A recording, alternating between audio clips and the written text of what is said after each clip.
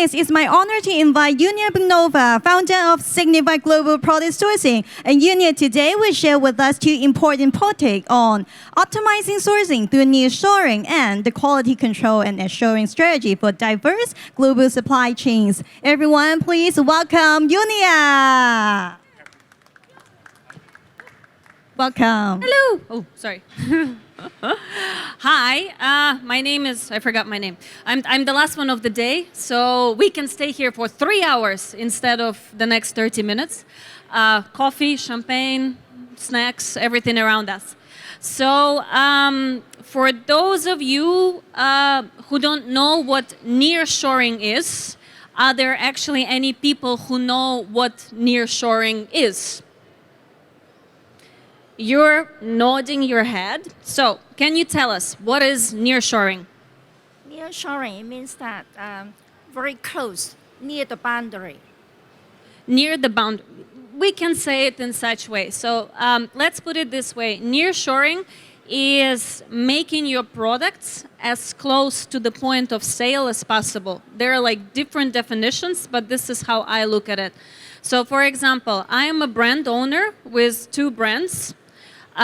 For the last 10 years, the first brand was all made in China. Later on, we diversified that and we started manufacturing it in China, in India, and in Germany.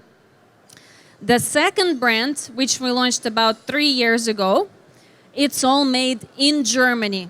The reason is because we sell in Germany. So we try to get all of the advantages of the proximity as much basically as possible. I myself have been working in product sourcing and supply chain for the last 19 years. I spent about 9 years living in China, then in Singapore, and currently I'm based out of Germany for the last 7 years. We work with many different customers across the globe. People who are just trying to start their business and they come to global sources to find their first product, or we also work with customers like Amazon. So we help them with their product sourcing across the globe. First, before we go into the nearshoring itself, it's extremely important to note a few things for 2024. We're already into April, soon into May, but we need to understand that 2024, you know when Corona was finished and everybody was happy and everybody, oh, I'm going to go travel and I live my life and my sales are going to skyrocket, and then everything went to hell because this war started, that war started, and, not fun. So, in any case, the information that I'm providing on this and on the next slide is specifically has been collected by the top consulting companies in the world. It's not me going and asking around. It's the big, the KPMG, the PW, and the rest of them, right? So, in general, when we're looking at the transportation costs in 2024, we are supposed to see a general decrease throughout the year.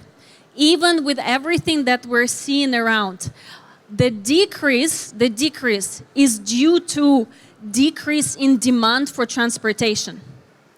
A few years back, you had a lot of containers that were being shipped from China, right? But they were never shipped back. So China had huge demand just for the 20 and 40 high cube containers, but they had nothing because nobody was shipping back from US. So the prices skyrocketed. Right now, we have oversupply of many different items across the globe because people are still selling off the stuff that they acquired during the pandemic when they're like, oh my God, instead of making $10,000 a month, I'm right now making $1 million. And I actually know people like this. And now a lot of them are sitting with the stock that they cannot sell because, you don't buy face masks in Europe anymore, right?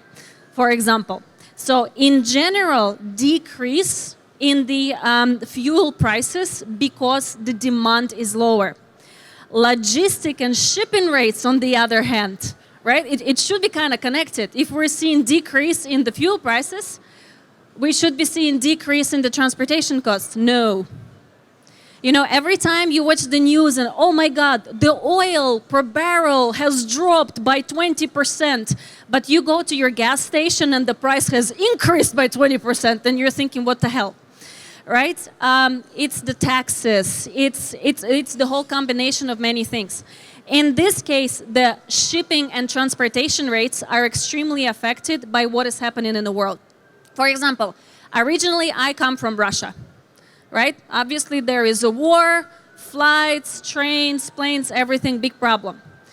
There are further problems in the shipping, in the sea freight industry that I will tell you a little bit more about later. But all of that in total shows an increase in the transportation prices. In general, it's not only from China, it's from other countries as well. I give you an example. If you're manufacturing your products currently in Turkey, the prices are going up. You know why? Not because of the war, because of the demand. A lot of people who sell their products in Europe, they don't want to produce in China anymore. They're moving their manufacturing to Turkey. So Turkey has such a high demand for manufacturing and transportation, you know, that the demand raises the costs of the supply. Inventory costs. If you're looking at companies like Amazon, for example, if you are selling on Amazon or planning to sell on Amazon, in 2024, they have introduced some very interesting new fees for storage. Oh, hello. That's interesting. I need one of those for presentations. So in general, the storage costs, they're increasing. Whether you're using Amazon or you're using a 3PL in the US or in Europe somewhere. So there is a really, really cool thing that you can do, which is called drip shipping. So you're dripping your inventory in. So the companies who hold your inventory, for example, if you're manufacturing in China, they hold your inventory and they make a forecast on based on your previous sales, right? Or based on the sales of your competition, on how often do you need to drip ship? Because your storage costs will be lower. And you will not have overstock, and you will not have to pay additional fees to Amazon or to anybody else. So there are quite a few services out there, not only in China, but across Asia, Europe, and other countries as well. So not drop shipping, but drip shipping. So, and you need to definitely look at, is your product still worth selling? I give you a wonderful example of my wonderful husband. My husband is the type of person who needs to have an emotional connection to the product. So he will live under a bridge before he will give up on the product. That is I need to pull him out and say, you are losing money. You are losing, I don't know, $100,000 per month. Oh, but you know, maybe the change will come and it will be great. No. It's been 3 years. You can buy a house with the amount of money you lost. So you need to be realistic. When you're selling something, and it doesn't matter where you're selling, you need to make sure that you're actually making money. Amy, you sell on Amazon. Does anybody here sell on Amazon actually? A few people, okay. So, it actually doesn't matter if you sell on Amazon or you have your own e-commerce store or you sell in retail. Most of the people, they don't know how much money they're actually making. When I talk to do you sell already? You're selling. Okay. So when you're talking to other people who also sell online, you guys ask each other, so what's your revenue, right? Right. So, and your revenue can be $1 million or it can be $20 million. And you tell these people, yeah, I made 20 million last year. Really? What's your profit? Oh, I got a call, I gotta go. You see this all the time because people, first of all, they're afraid to face how much they're actually making and they're afraid to make those calculations. I was one of those people. Right? When I kind of joined my husband in the Amazon e-commerce business, we also sell our products in retail. And I said, we need to look at the numbers. He's like, oh, I'm busy today and for the next 3 months. I'm like, no, we sit down and we look at it. And we saw that we're making barely anything. We're breaking even. We are recycling money. There is no point for you to, what is the point? Right? Then you might as well go get a job, like in US especially, make $200,000 per year. You are not worried about anything. Your insurances are paid, your house is paid, you got dental insurance and all of those things. What is the point of constantly worrying and getting yourself just insane and crazy? And again, business owner, so constantly insane and crazy, never sleep properly. So, a few other things to look in 2024. Production costs. We have certain materials across the globe that are used more and most in comparison to others. So let's say wood, let's say pulp, right? Pulp is something that is used to have paper made or packaging or toilet paper. Let's say metal, aluminum, etc., etc. If you look at the predictions for 2024, it is the general consensus that the prices for the raw material will drop.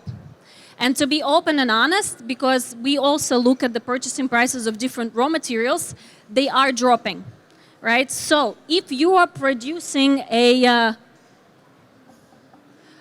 wooden stand, let's say you pay, I don't know, $10 for it, right? But you're seeing that the material costs are decreasing right now, then this can be a wonderful opportunity for you to renegotiate with your manufacturer. When your manufacturer comes in, every single time, oh, I need to raise the price, right? Have you ever gone to your manufacturer and say, oh, I need to lower my price?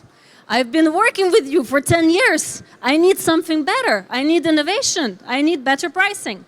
So in general, we see the decrease in the raw material. Labor costs.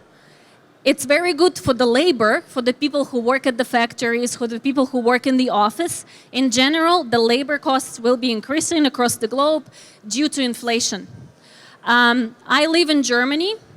In Germany, you have a very, very strong workers' union. We had strikes almost every day where there were no trains, no planes, no airport staff working for months and months. Those guys asked for 450 euro monthly salary increase, one-time fee of 3,000 euros, and tons of other things, right? And this is just for Germany. Other countries, Turkey, China, they're having similar things. Not with a strong union, but in general, the costs are increasing. Supply chain disruptions, we kind of already talked about this a little bit. You got war. Pandemic is over, next one's probably around the way, you never know. So I need to be careful with this. Political instability, right? We all like going and voting and electing our honest and wonderful leaders who bring us forward. One of the biggest concerns right now, especially if you sell in US, is if Trump is going to be re-elected. I'm not sure if you guys have heard or not, but Trump has announced that he would like to put a 10% import tax on every item that comes from China and up to 60% tax on some of the other products. That means it's a no-go for China anymore, right? You need to search for alternative sources, especially if you're selling in the US. The general regulatory compliance. I give you an example. If you sell cosmetics, right? Cosmetics in general is not an easy category to sell, but all of the countries, they're pumping up their regulatory compliance because they want to be more eco-friendly. They want to make sure the labor is not child labor, that you're not breathing toxic fumes or anything like this. So compliance in general is going up, which is good for you if you are compliant, if you're actually doing everything you're supposed to do. If not, then your competition will take over and they will basically win.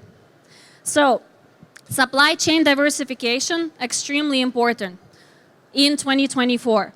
meaning you need to have multiple manufacturers in different countries. If you can't yet go to a country that is not China, at least diversify within the country. Again, a personal example of one of our products that has a little bit of electronics inside. So currently we can't, because of the complexity of the product, we can't produce it in India or in Vietnam. But we have 3 different factories in 3 very different locations in China where we know who their suppliers are of the PCB board, of the microchips, etc., that it all comes from different places. Because if something goes wrong again, I can jump to one of the other factories, right? Because one can be banned by the US, but another one might stay open, right? So a good example of this is a garlic industry in the United States. 85% of all of the garlic in the United States come from China. And it comes from 3 different manufacturers. It's sold out under all of the brands, McCormick, blah, blah, blah, blah, blah, whatever, but it comes from 3 manufacturers. And the government said to the brands, guys, this is illegal. You need to find more manufacturers. You need to diversify because this is monopoly. They're like, oh yeah, we did. So at the end, they paid huge penalties for basically, building a monopoly on the US market. Working on your bill of materials together, this is extremely important. It doesn't matter if you're doing this in China, if you're manufacturing your products in China or you're manufacturing your products in Germany. You need to come to your manufacturer and say, look, you want to make money? Right.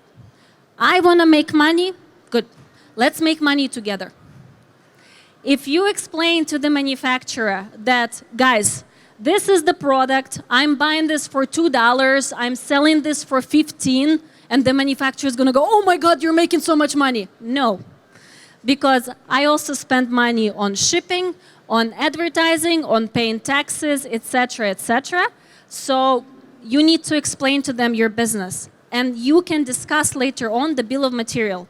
In the bill of material, you will be able to see not only the cost of the material involved, but how much your manufacturer is actually spending on labor, right?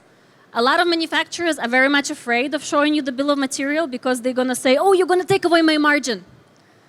But this is where the partnerships come in, and you need to communicate with them and explain to them, guys, I don't want to take away your margin. I want to find a different way where we can both make a lot more money. So plan ahead for a full year. Make annual contracts with manufacturers. Annual contracts with manufacturers are possible both in China and outside of China. This is basically when you talk to them and say, hey guys, within the year 2024, I'm going to order 10,000 pieces of this clicker, right? You sign the paper, you don't pay all the money ahead. But you say, on my first order, I'm going to pick up just 2,000 pieces. And you get the 2,000 pieces. On your second order, you take another 2,000 pieces, etc. This way, you can get a better price because they will purchase all the raw material together, right? So they get better price, you get better price. So now on to the nearshoring. If you're purchasing your products in China, and for example, you're selling them into the US, there are a few ways the goods actually take their way to get to the United States.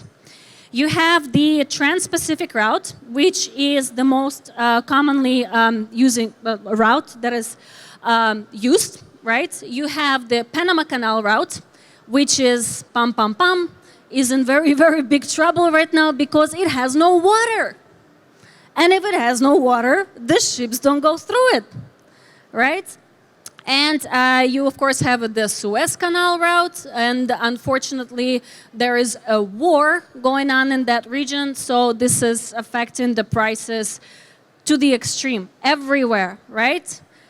Because of this, just simply because of this, because of the so many things coming together right now, the drought in the Panama Canal, the war in the Suez Canal, in general, the seas right, on the other routes are becoming more rough and more ships are being capsized.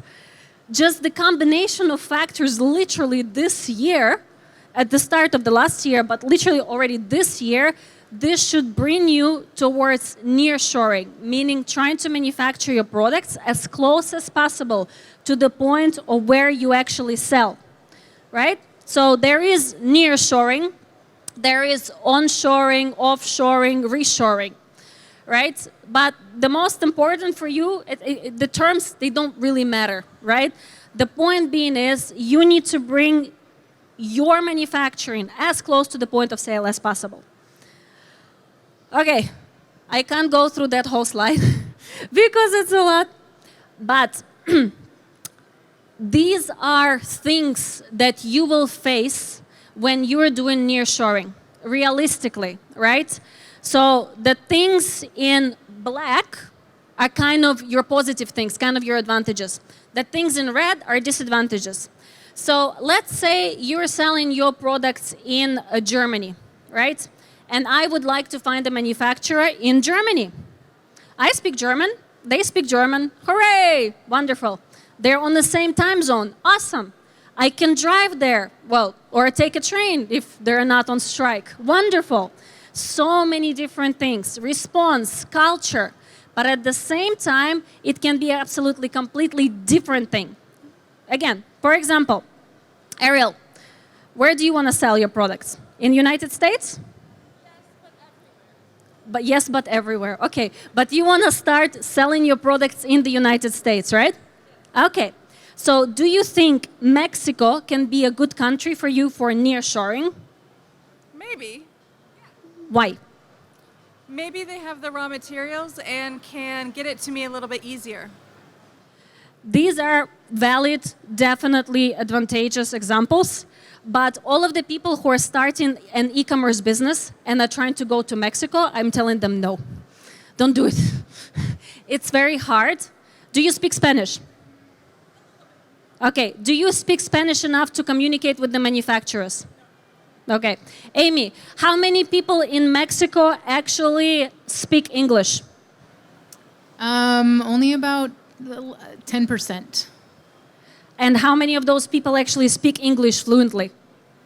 I'm not sure the answer to that question. I've actually looked at the statistics. Only about 7% of the population in Mexico can speak English fluently. So if you don't speak Spanish, if you don't understand the local culture, it doesn't matter if you want to go to Mexico or not, you need to find ways to work on it. You can hire people on Upwork, for example, you can hire consultants, etc., etc. This all can be wonderful opportunities. But you need to weigh your pros and cons, right? We went to Germany because we can speak German. My husband is German, right? He understands the culture. He's a man. The manufacturer is also a man. It's not like, oh, she's a woman, I'm not going to work with her. But a man in Europe of the age of over 55 who's been in the business for some time, they see a woman from another country and they're like, yeah, you know everything. You're good, right? And like, they kind of discount you a little bit. I'm sorry, but that is still the case. We're fighting this and it's okay and we know how to deal with this. But you know, man to a man sometimes works better. I mean, also depends on a woman. So you definitely need to look at the pros and cons, and this is a good list for you to take in and to say, right, okay, I want to manufacture like this. I can still right now manufacture in Vietnam already, right? So I need to see what are the pros and cons. But the biggest thing you need to look at is, of course, your landed cost. What is a landed cost? Can you tell me? So cost of production, shipping, tariff on the port, including storage. That is landed cost. Wonderful, perfect. Most of the people, not most, okay, a lot of people, they're not actually even aware what is the landed cost. Thank you, 5 minutes. I still have half an hour after that, so. I'm not going anywhere. But yeah, landed cost includes absolutely everything. I'm going to show you. Here is a very good example of an actual product, of an actual customer, right? That is not the customer brand, that is just the product, right? If you have children, you know what this is. It's, you put it in the kitchen and your kid stands with you and cuts off his fingers, or cuts potato, tomato, and all of those things, right? So in the United States, those things actually sell very well, and they're double the price of what you can sell them for in Germany. So the same product in Germany sells for half the price, right? We had a customer who used to purchase this product in China. And they used to purchase this product for $37. The prices, right, the numbers that you see in here, they're not landed cost. They're the purchasing price. They're basically FOB, right? They're FOB. So the customer came and said, it's the pandemic. Shipping is getting expensive, $17,000 per container.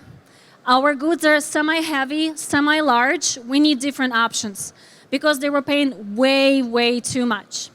So we started looking at different opportunities of how the person can optimize their costs, right? And this is the point. Before you do nearshoring, meaning bringing the manufacturing as close to you as possible, you need to consider the landed cost first.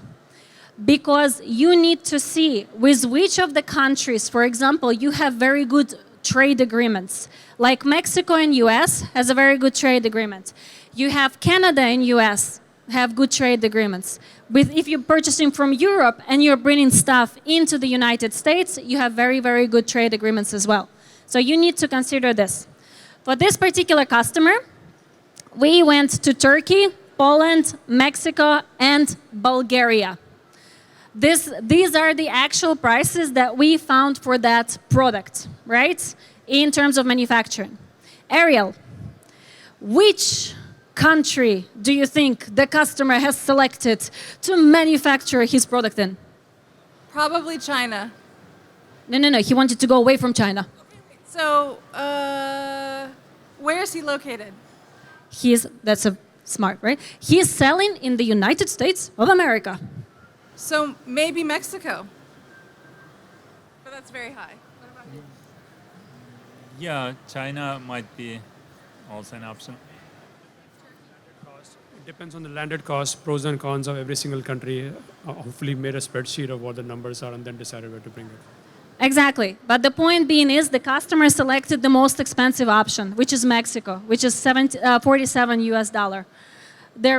It's higher in manufacturing costs on his first order of about 2,000 pieces. Later on, the prices basically dropped to almost $40, right? Because he kept ordering more and more and more. But his import taxes are non-existent. His delivery time from the moment he places an order from mass production to the moment it arrives in the warehouse took about 25 days.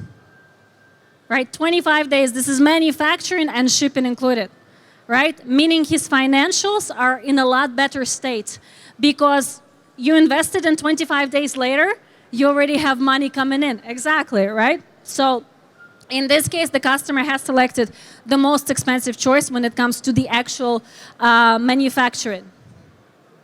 Sorry? So here are some products that can be produced in different countries, in different locations across the globe. Like if you look at the global sources, right? We're here in Hong Kong. You have of course a lot of manufacturers from China, but I know for a fact that global sources they're going to Indonesia, right? Global sources they're going to Vietnam, right? What is the reason? We all know the reason, right? We need to avoid the taxes. We need to grow our manufacturing base. They might be going to other countries as well. Why? Because there is demand. And the demand is growing. And you can produce so many different products across the globe.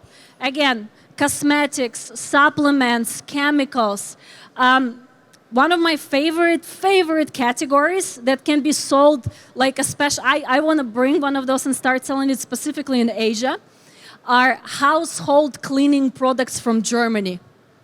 Because it's from Germany. Clean your toilet with a cleaner from made in Germany. You know, all of those things, the chemicals, right? We have BASF, the largest chemical manufacturer in the world that is a city in Germany, in Ludwigshafen. So these are some items that can be produced in Europe and in the Americas. These are some items that can be produced in Latin America. So if you're selling in the United States, for example, or even Canada, these are some of the countries you can definitely consider. Even electronics, right? Electronics, be a little bit more careful because the capabilities are still not up to snuff in comparison to China or to Vietnam or even to India. We, for example, have transferred a lot of our customers outside of China to India. We took the molds out, we took the know-how, electronics, development, and all of those things. Here is another one, also for Latin America. Furniture, wine, agricultural products, textiles. Again, the list and possibilities are endless. You just kind of need to use it, to Google. And one of the great ways to actually potentially find manufacturers and which products are produced in certain countries is a website called Import Yeti.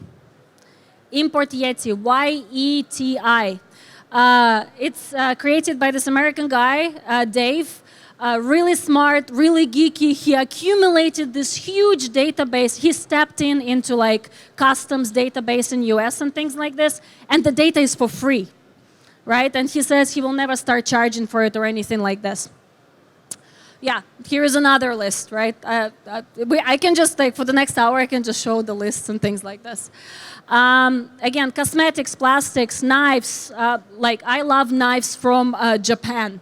I love knives from Germany, right? Especially, you always have a level of people who will buy the cheapest stuff.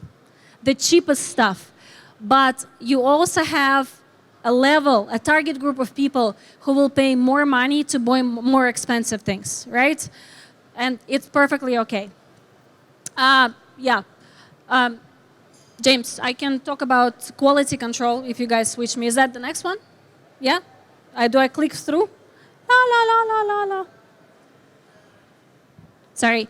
I will take another maybe 15 minutes of your time to talk about quality control, if anybody wants to listen, because that's on the schedule. And then at the end, I will get a pretty little glass, beautiful placard that I can take back with me to Germany. Quality control is something extremely important. I told you that me and my husband, we have 2 brands, and one of the brands, it has existed for the last 10 years.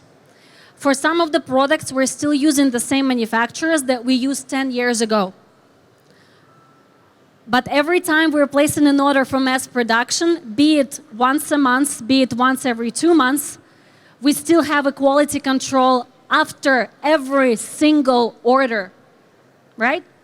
Ariel, you're my go-to lady today. Why do you think, if I am working with the manufacturer for the last 10 years, why am I doing quality control of every single order? Couple of reasons. Could be your commitment to the customer, but also things can change. What things? The people who are making your product. There you go. This is exactly correct. Especially we need to understand this if you're working with manufacturers in Asia, right? In Asia, we have Chunjie, we have the Chinese New Year, we have the Tomb Sweeping Festival, we have in October the party, we have the Mooncake Festival and all of those things. People go home and they never come back. The recent statistics has shown that Chinese manufacturers have about 70% turnover of their staff on the floor, on the production floor. So 100% of staff leaves for Chinese New Year, and only 30% of them come back. The rest of them, they don't come back. They find a job maybe closer to where they actually live. So especially if you have an order coming in right after Chinese New Year, double down on your quality control, because you have a lot of new workers at the factory, meaning they haven't been trained. Anybody, like, it doesn't matter if you're working on a production floor or you're a sales manager. The point is you need time to learn. You need time to get used to things and to understand things. So These are the basic things that you kind of need when you're trying to place an order for mass production. This is for those who have never placed an order before, right? You need to identify what you actually require, right? The less specificity, excuse me, you have, the harder it will be for a manufacturer to actually deliver what the hell you want, right? If I come to you and I say, I would like to produce glasses that are jacket that are blue and yellow. So it's a mix of words.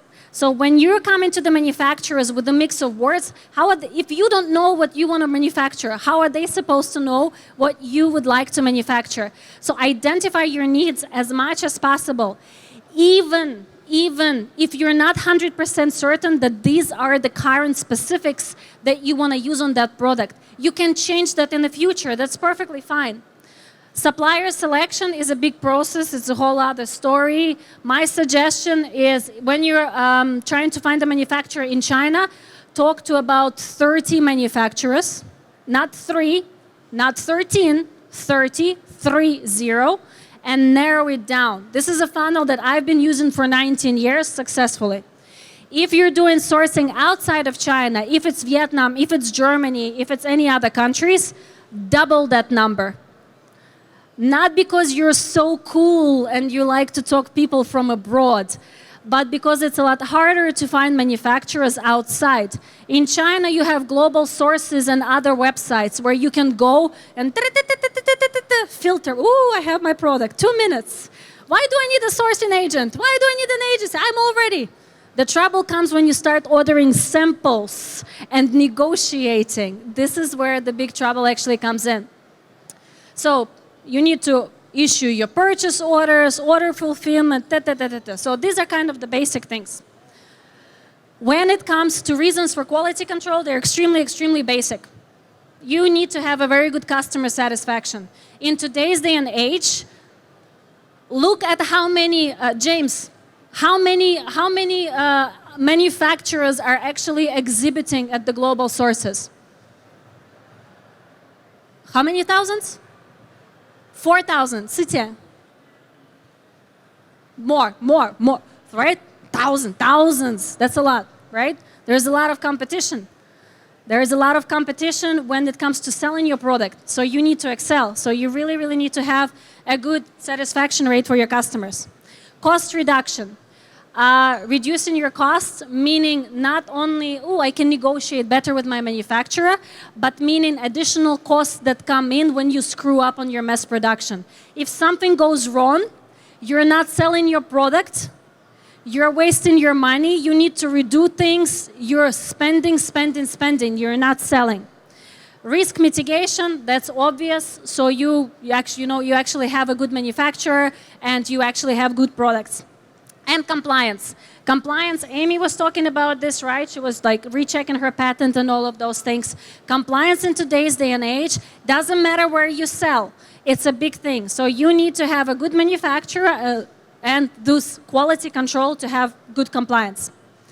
The problems that you're facing when doing quality control. This is anywhere in the world. Culture and regulations, right? My colleagues have been kicked out.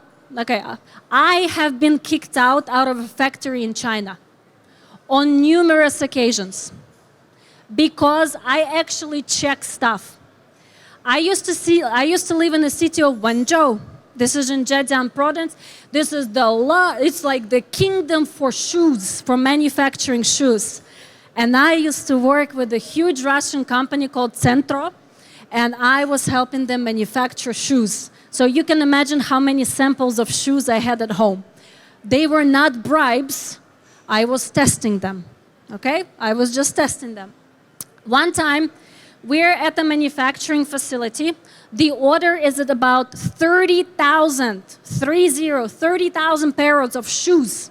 So you can imagine how many do we actually need to check. We had 5 quality control inspectors standing, set up on the tables.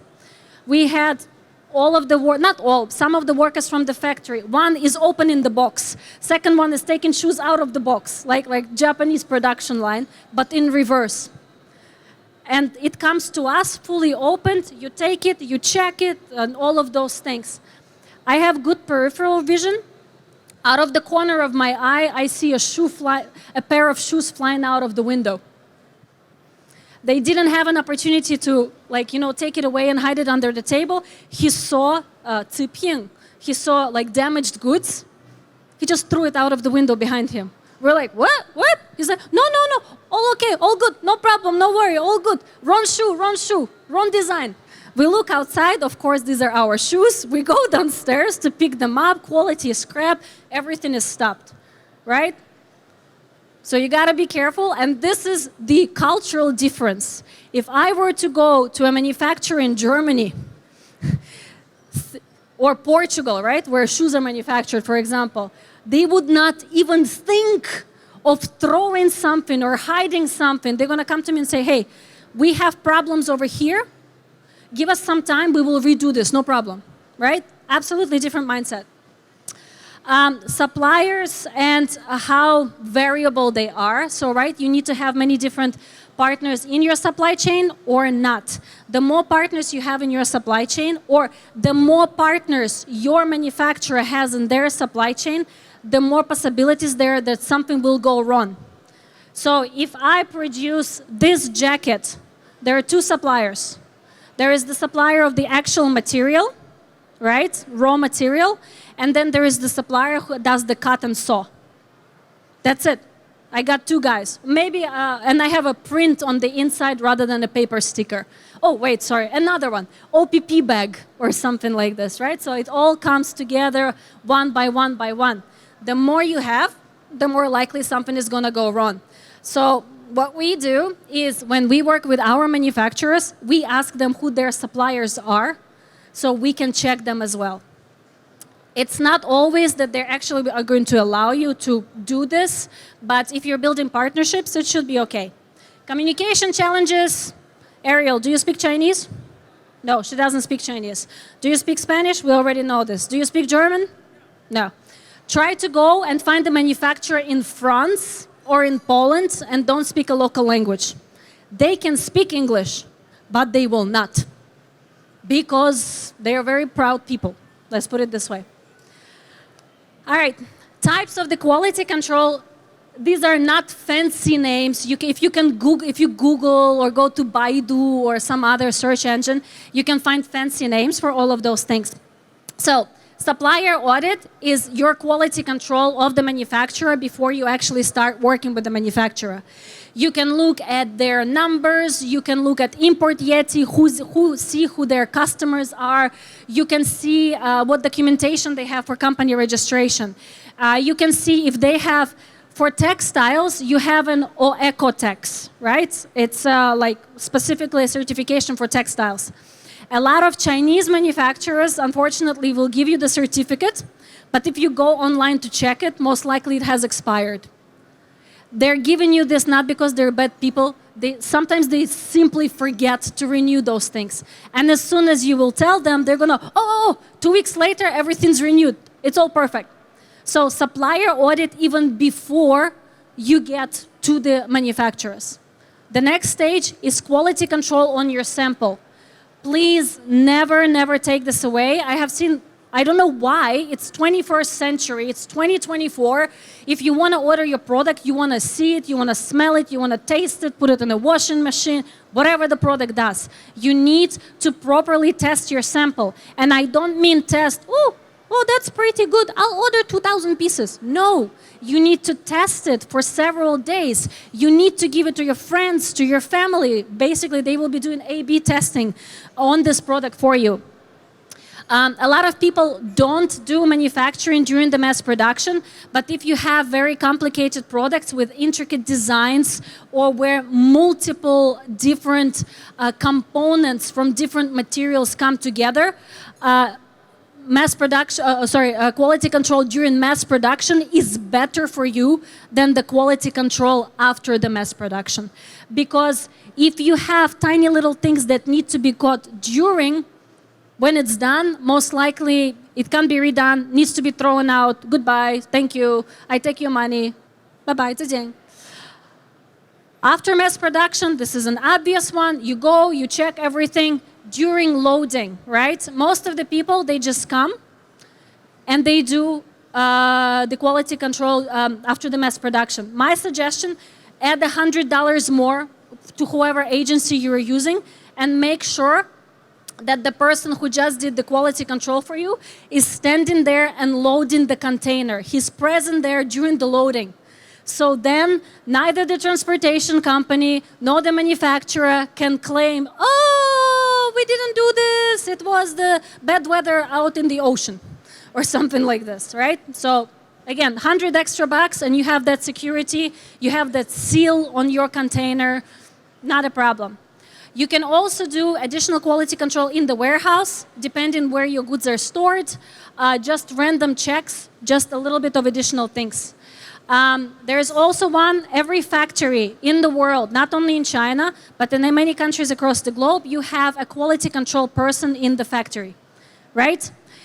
You know, sometimes you buy Chinese products and it will have this tiny little white sticker, QC26, right? So this is an actual quality control person at the factory. Do they actually do quality control? That is a very big question. It's like with Kennedy, we never know what happened. Right? So this is something you definitely need to consider. So prevention over the inspection. So this is why quality control, a good quality control of mass production, of having your details in place, this is prevention. So the manufacturers know what not to do, right? And thus the quality control throughout the process. Improvements, and you need to make data-driven decisions. So if you're selling a product or if you're about to sell a product, for God's sake, go on Amazon, read some reviews, right? I don't know, these pants, sorry, I'm not picking on you, but these pants are too beige or not beige enough or something like this. You need the data. I don't care, again, if you sell on Amazon or not, but you can use Amazon as your market research platform to see what the hell people are complaining about. This is your free market research for which people pay thousands of dollars, literally. So yes, tell her, go on Amazon, sit there, shop, buy, but at the same time, read reviews, and I guarantee you, you can use ChatGPT, right, to take the listing, put it in ChatGPT and say, read this listing and tell me what are the most common complaints. Can you do this? Just say yes. No. Not yet. You did it. Oh, haha. Okay. And I think Chris Rowland was also doing something like this. So yes, use this data. It's for free, right? People already paid for this. Yes, what to do? Backup suppliers, for sure. This is something, again, something important. The best option, the best reason for you to have a backup supplier, if you're selling like crazy. And this happens. We currently have a customer who sells on TikTok. He was losing weight, and people kept asking him, how are you eating? Right? So he started like, you know, oh, I'll sell you my product so you know how I'm eating. So he's selling in thousands of the most common product you can find on Amazon, but he charges like triple the price of Amazon. He just sells through TikTok, right? And we needed to find him an additional supplier because the first one can't handle the volume anymore. So obviously that's the best reason. Shorten supply chain, again, discuss your bill of materials with your manufacturer and give them some training. Right now, a lot of Chinese manufacturers are opening factories in Vietnam. What do you think they do? They send workers there. Not only they send fancy engineers and supervisors, they send workers who work on the machines to teach the Vietnamese local people how to work on those machines. You need to teach your manufacturers how to deal with your products as well. It's a lot simpler than it sounds. So contracts that transfer risk. Make sure to put very good terms and conditions in your invoice, in your performa invoice, in your contract. For example, if the manufacturing is late by 30 days, the factory has to pay out a penalty of this many percent, etc., etc. Secure yourself. If the risk is spread between yourself and the manufacturer has a lot more willingness not to screw up. As simple as that. Develop SOPs, be like mama bird or be like a helicopter parent, taka, taka, taka, like all the time, in the beginning, right? Because you need to set up those standard operating procedures. Centralized communication, don't use 50 different methods. WeChat, WhatsApp, Viber, Vape, whatever, right? Stick with one. So you have all of the information, and in case you face trouble, you can easily find that information. And localization and outsourcing. If you are not present, where do you live? US. So how often do you come to China? Not very often. Okay. So find a person who can be your eyes on the ground. Not maybe all the time, but in those rare cases when you need them. It's okay to ask for help, because the money you will spend on that person will probably save you like thousands and thousands of dollars. Yeah, that's pretty much it. Yes, I'm on time. I assume everybody's tired and nobody has any question and everybody wants to drink champagne, right? It's not free. I think you got to pay for it.